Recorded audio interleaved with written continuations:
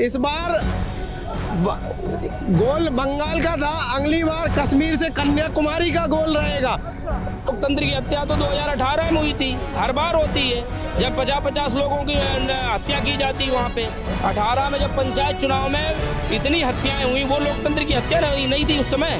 बिल्कुल चल रही थी सनातन के खिलाफ। 80% हिंदू रहते हैं बंगाल के अंदर में, उन्होंने तो कदर ही नहीं किया कभी भी। जितने भी घटनाएं हुई, चाहे संदेश खाली हो चाहे मुर्शिदाबाद हो, सबके ऊपर हिंदुओं के ऊपर अटैक हुआ है। देश की जनता पूर्णतः बहिष्कार कर चुकी इन पार्टियों को। देखना चाहते जो राष्ट्र की बात करेगा, जो गरीबों की बात करेगा, जो युवाओं की बात करेगा, जो किसानों की बात करेगा, जो महिला सम्मान की बात करेगा, उनको देश देखेगा, उनकी तरफ ही भरोसा करेगा। यानी राहुल गांधी कभी देश का सम्मान करते हैं? देश का सबसे बड़ा कोई देश में अगर आतंकवादी तो राहुल गांधी है।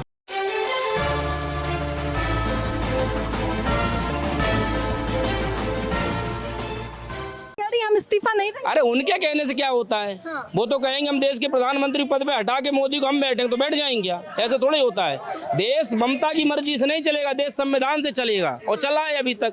तो लोकतंत्र की हत्या करके जीत हासिल की है कहा जा रहा है। लोकतंत्र की हत्या तो 2018 में हुई थी, हर बार होती है जब 50-50 लोगों की हत्या की जाती है। वहाँ पे 18 में जब पंचायत चुनाव में इतनी हत्याएं हुई, वो लोकतंत्र की हत्या नहीं थी उस समय। आज अगर सुरक्षित मतदान हुआ है, लोगों को सेफ एक भी हत्या नहीं हुई, तो इस देश के चुनाव आयोग को, जो हमारे फोर्सेस हैं, उनको बधाई देनी चाहिए। लोगों को उनका मुंह मीठा कराना चाहिए कि एक भी गोद नहीं उजड़ी, एक भी सिंदूर नहीं मिटा। लेकिन नहीं, क्योंकि ये जो गिद्ध है ना, इनको केवल मांस दिखता है, इंसानी मांस। ये इतने उसमें सत्ता के मद में इतने चूर हो चुके हैं।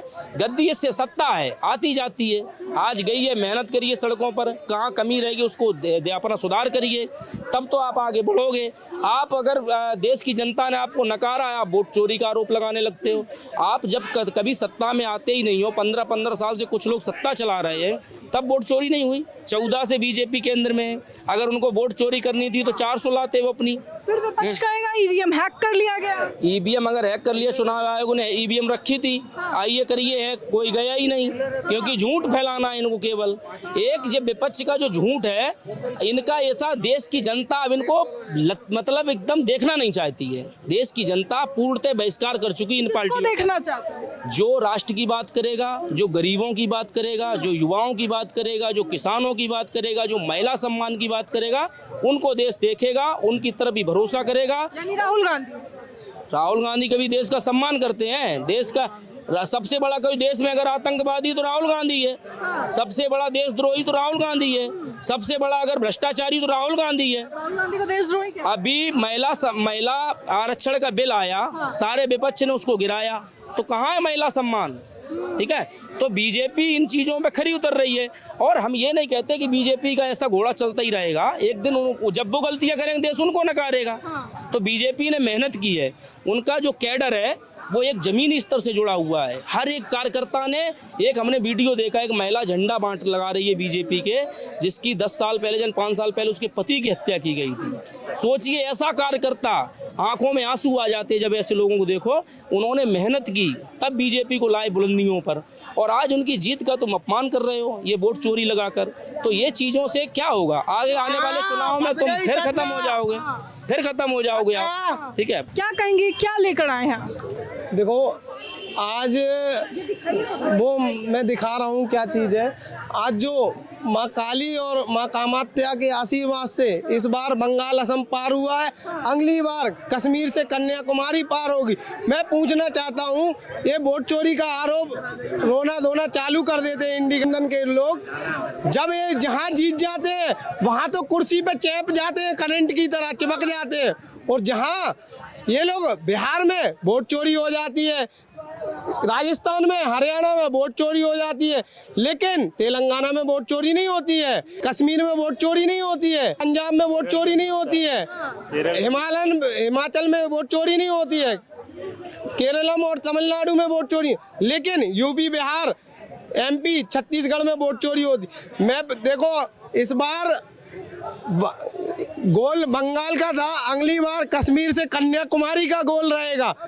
आज जो मैं पूछना चाहता हूँ, ये लोग जहाँ सत्ता में आते हैं वहाँ तो कहते हैं वाह वाह मलाई खा, चाटने लगते हैं, लेकिन जब भी ये लोग मोदी जी जीतते हैं तो वो नहीं, वो तो ठीक नहीं है। तो क्या कहेंगे, ममता बनर्जी इस्तीफा देने को तैयार नहीं? इस्तीफा कैसे नहीं देंगी?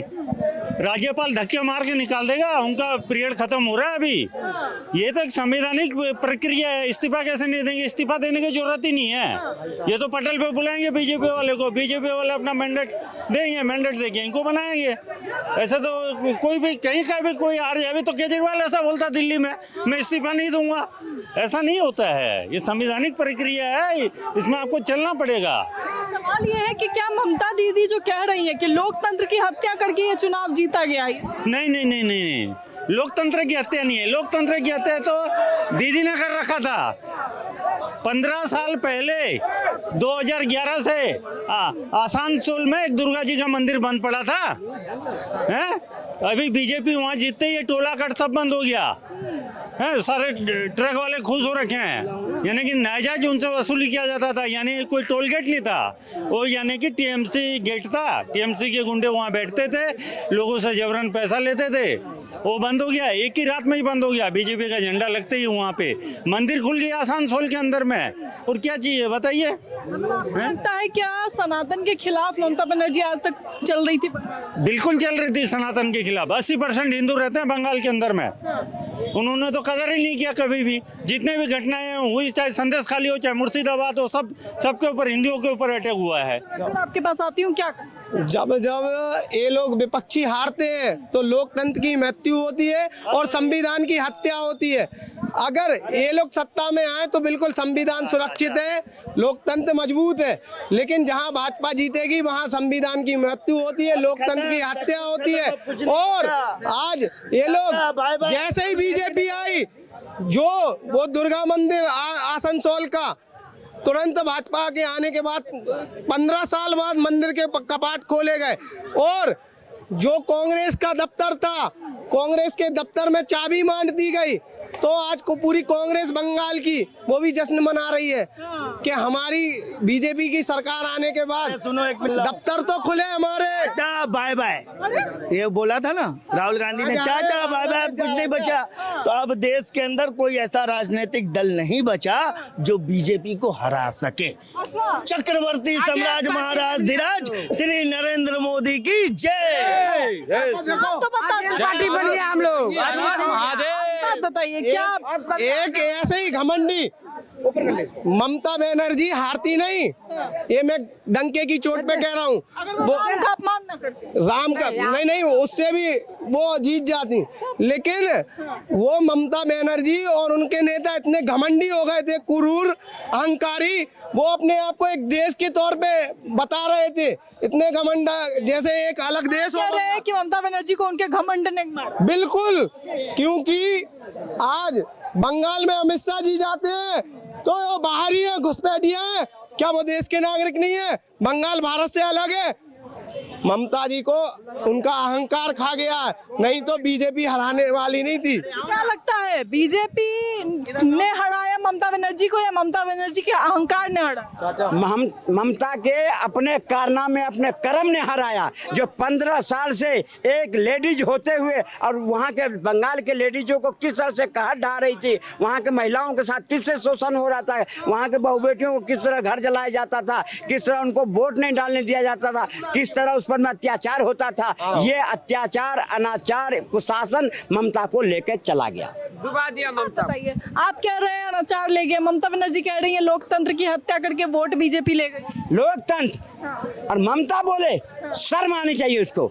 वो दिन दूर नहीं, अगर इज्जत के साथ इस्तीफा नहीं दिया तो कान पे हाथ रख करके और इस्तीफा लिखवाया जाएगा। कान पे हाथ रखेगा ममता बनर्जी के? जो मोटा भाई कहा ना, टीएमसी के गुंडों सुन लो, अगर गलती से मतदाताओं को भड़काने की कोशिश करी, डराने की कोशिश करी तो उल्टा लटका दिया जाएगा। इस बात पर बंगाल की महिलाओं ने भरोसा करा कि हमारे प्रदेश में कोई देवता बन के आया है जो इस तरह के हौसला दे रहा है। और वाकई में जब सीआरपी गांव में घूमा और कहा चलो अब वोट डालने के लिए, तो ममता की फुरफुरी सटक गई, वो दीवार टूट गई। जो दीवार ममता ने खड़ी कर रखी थी 15 साल से कि अगर इस दीवार को फानोगे तो रात को घर जला दिया जाएगा, तुम्हारी लड़कियों के साथ रेप किया जाएगा, उस जो भय की दीवार थी वो भय का दीवार टूटा और ममता के घमंड भी टूटा।